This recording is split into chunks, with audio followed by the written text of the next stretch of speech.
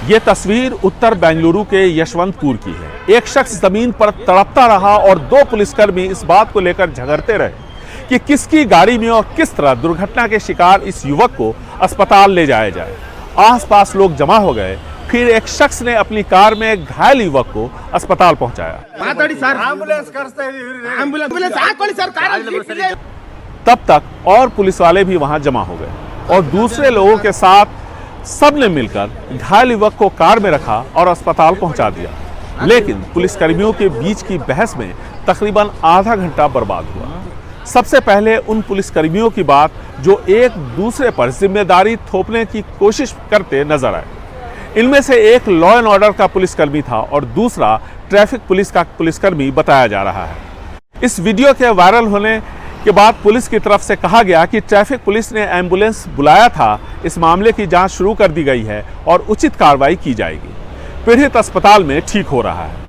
Video के सामने आने के बाद लोगों की नाराजगी बढ़ी क्योंकि बेंगलुरु पुलिस आम लोगों से बेहतर व्यवहार के लिए जानी जाती है। नियंत्रण खोने की वजह से युवक की बाइक फिसल गई थी और वो गिर पड़ा था और घायल हो गया था।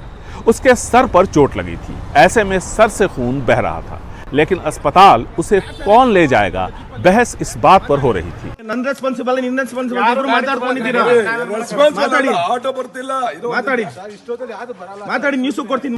देश में हर 3 मिनट पर सड़क दुर्घटना में एक मौत होती है, यानी हर घंटे 19। इनमें से ज्यादातर लोगों की जान इसलिए जाती है क्योंकि दुर्घटना के बाद पीड़ित को फौरन चिकित्सा की सुविधा नहीं मिल पाती, यानी गोल्डन आवर में। सड़क दुर्घटना में पीड़ितों को अस्पताल ले जाने में पहले हिचकिचाहट की वजह समझ में आती थी क्योंकि अदालत और पुलिस के सामने बयान देना पड़ता था। लेकिन 2019 में कानून में बदलाव लाया गया और गुड स्मार्टियन कानून बनाया गया, जिसके प्रावधानों के तहत सड़क दुर्घटना में अस्पताल पहुंचाने वाले से उसकी पहचान नहीं पूछी जाती है, न ही मोबाइल नंबर लिया जाता है। इसके अलावा भी गुड स्मार्टियन के हितों की रक्षा के लिए कई दूसरे प्रावधान भी इस कानून में हैं।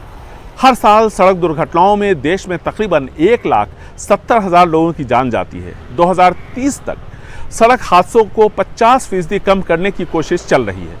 एक तरफ सड़क दुर्घटनाएं बढ़ रही हैं तो दूसरी तरफ देश में वाहन की बिक्री भी बढ़ी है।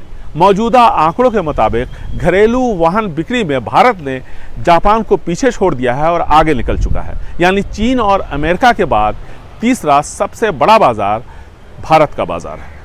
बेंगलुरु से कैमरामैन गोविंद मूर्ति के साथ निहाल खिदवई, NDTV इंडिया।